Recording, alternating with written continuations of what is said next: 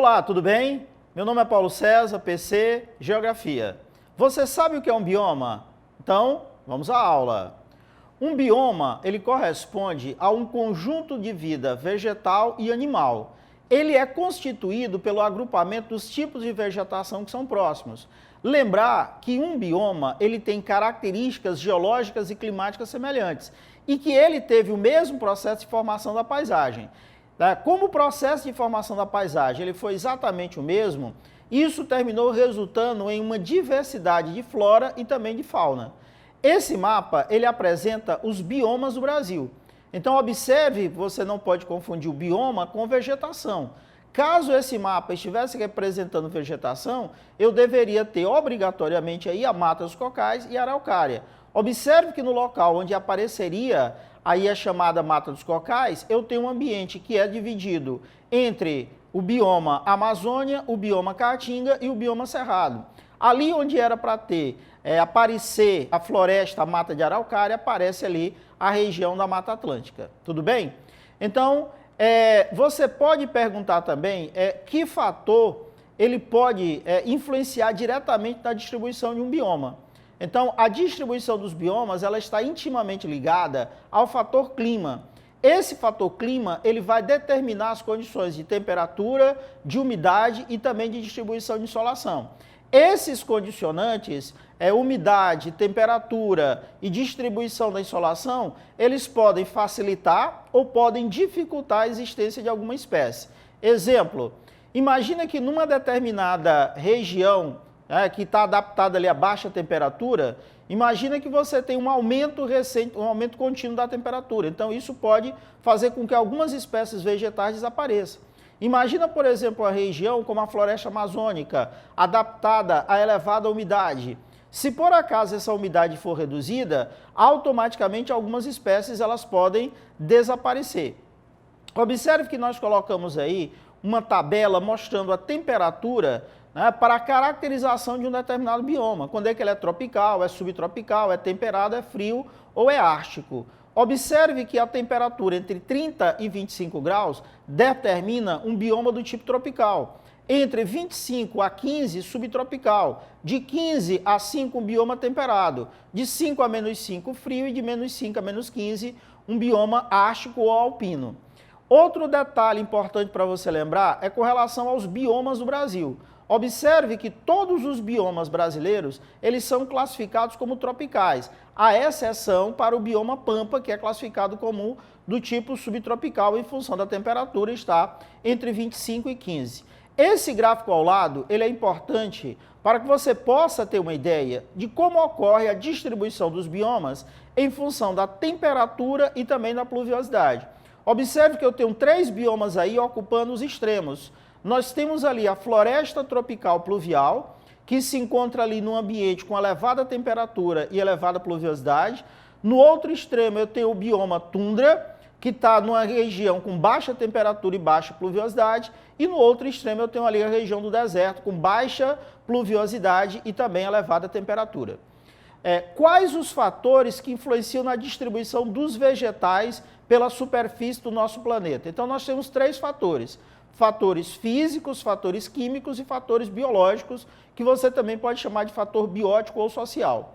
Os fatores físicos, entre os fatores físicos se destacam os elementos do clima, como, por exemplo, a luminosidade, a temperatura, a umidade e vento. Mais uma vez, observe esse gráfico.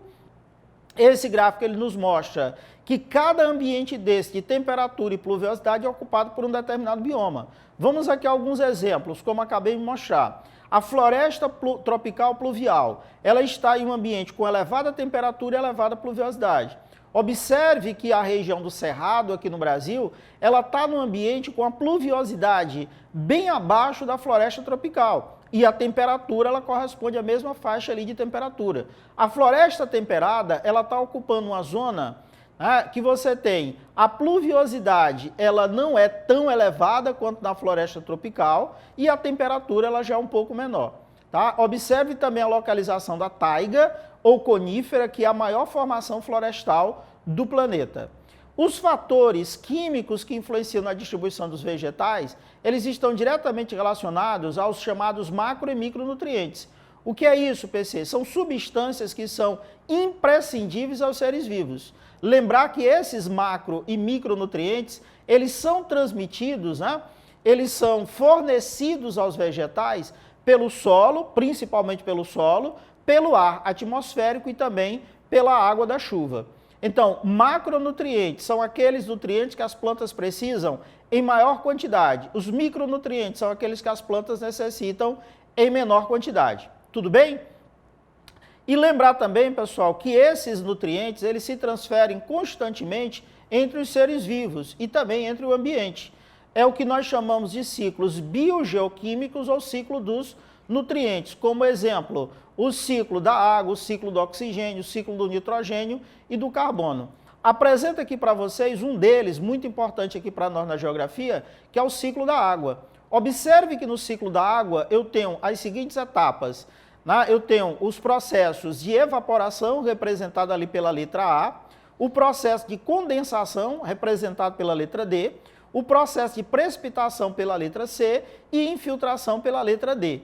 Só lembrando, pessoal, que a água da chuva, ela tem 3 destinos. Ou ela escoa, ou ela infiltra, ou ela evapora. Então, a água da chuva, ou ela escoa, ou infiltra, ou então ela evapora.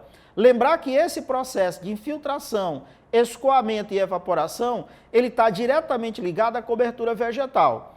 Se a área ela tem uma grande cobertura vegetal ou tem a cobertura vegetal original, primária, a tendência é aumentar a infiltração, diminuir o escoamento e diminuir o processo de evaporação. Se essa região ela apresenta ela tem ausência de cobertura vegetal, o que é que nós vamos ter? Diminui o processo de infiltração, automaticamente o aquífero ele não é realimentado, aumenta o escoamento e aumenta também o processo de evaporação. Tudo bem? E aqui nós temos o último desses fatores, que são chamados fatores sociais ou bióticos, biológicos, sociais ou bióticos. Eles estão relacionados, pessoal, às relações de cooperação e conflito que os seres vivos estabelecem entre si. Poderíamos caracterizar como as chamadas relações harmônicas e relações desarmônicas. O que é uma relação harmônica? São aquelas em que pelo menos um dos organismos é beneficiado e não vai prejudicar o outro. Tá? Observe essa imagem que você tem ao fundo aí, que ela seria uma relação harmônica. Então, um ser vivo está se beneficiando do outro e não está trazendo problemas para ele. A outra relação desarmônica, uma espécie necessariamente é sempre prejudicada e a outra é beneficiada. Tudo bem? Pessoal, chegamos ao final de mais uma aula. Espero que ela tenha sido boa, espero que ela tenha sido proveitosa, pessoal. Um abraço, tchau!